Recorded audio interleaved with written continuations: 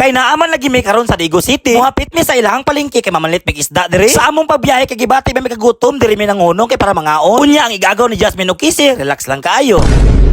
Yo, what's up mga boss? Karong adlaw manglakaw mi. Ang destinasyon namo karong adlaw magpadabaw del Sorta. Excited jud kaayo nga maadto ka sa usa ka lugar nga wala pa ka nakatuon. Wala pa gani minaabot sa among giadtuan ang tulo nakatulog naman. Og relax lang mong tulo diha kay Davao del Sur na ta. Balitan ako mga buotan daw mga tao diri. Unya sa among pagbiyahe kami nagpahulay. Mailhan jud nimo pag naa ka sa Davao del Sur kay daghang mga durian nga baligya. Unya sa among pagbiyahe kay naabot naman mi diri sa Digo City. Mamalingki sa mi kay mamalit mig isda diri. Kay ang ruta man gud namo karong adlaw padulong pa mig Bansalan. Ug wala ko kabalo asan lang Bansalan dapita basta kay mga adto daw mi dito Unya naa na mi diri sa palengke nila kay mamalit mig isda diri Ug si Utol Nars na daw bahala sa sugbaon. Unya ang ako kini barilis nga kilawon. Pagka humanog timbang ato na dayon ang bayaran. Hala pag umangkon ang isda dala para natay makaon unya. Ug ni pasi na mi sa ilahang palengke kay mobiyahe na pud mi. Unya ni hapit ko kay nagpalit kog pipino para isagol sa among kinilaw. Unya atong bayaran para mangkalakaw na ta. Ug tara, atong mga pinalit ato na ning dalaon para sa atong pagbiyahe kita magpadayon. Mailhan gyud nimo pag naa ka sa Digo City kay ilang mga pinikab mga hilo. Unya sa among pagbiyahe kay gipanggutom naman pud mi mo tong nanghapit mi diri para mawala ang among kagutom among mga balon amo anang ipangkaon. Basta lagi ang balon ng mga bahaw wala gud ko pasaylo Og chill ra pud kayo ni agaw sa duha. Unya ang Jasmine Ukisi diri chill lang kayo sila diri Sa among pagkaon kay nahuma naman. Mubiyahe na pud mi padulong Bansalan. Ug salamat kayo kay safety among pagbiyahe. Ug mauto na abot mi diri nga gabi. Para makapanihapon naming tanan ang kilawonon ako na ning tirahon. Unya ang Jasmine sa kagutom nagtimot-timot na lang siya makaon. Ug ang lula sa duha chill lang kayo diri Relax lang mo diha kay si agaw na ray bahala sa mga sugbaunon. Unya kay naluto naman lagi ang tanan sa pagkaon amo na ning sugdan. Unya pagsugat sa kabuntagon yan daman dayon mi agaw og lami ang pagkaon. Hala Jasmine Ukisi paningkamot mo diha kay taon-taon mangharbis sa tagulay karong adlaw. Unya mobilo pa tagkaon diri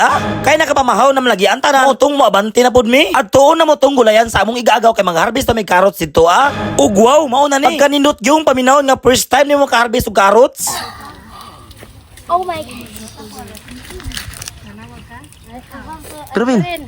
Picture rin tag-iya sa carrots ko. Biramin. Basta lagi ang Jasmine Ukisi partigong lingawa nga nag-harvest sa carrots nila. Si kinsa man pwede dili malipay ana. First time na mo nga maka-harvest og ingon ani. Ug tan-awar guna kung unsa ka presko sa gulay. Madaro gini mo. Pinag-vlog sila na Ilen. Tulo akong patatas, di pa makalot. Ha? Igwa pa na akong tulo. Ayaw na pag-apil og kuan, Jillian. Yakoy Unya na po sila kapinga tinanom diri Ug tan-awar guna ang punuan gamay pa pero ang bunga parting daghana. Sa katambok sa ilahang kapihan ang bunga mura na grapes. Ug mauto ang Jasmine wala kagwantan ni harvest pud siya. Unya sa pag-harvest titabang na lang po si Ate Kisi. Unya nakakita na ba mong patatas nga tinanom sa personal ug mao ni siya.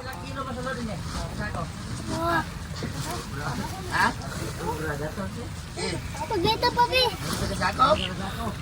Patatas no. Unya ako aning dalaon para sa among pagpanguli na may mabalon ug magdala pa mig carrots nga presko kayo. Okay.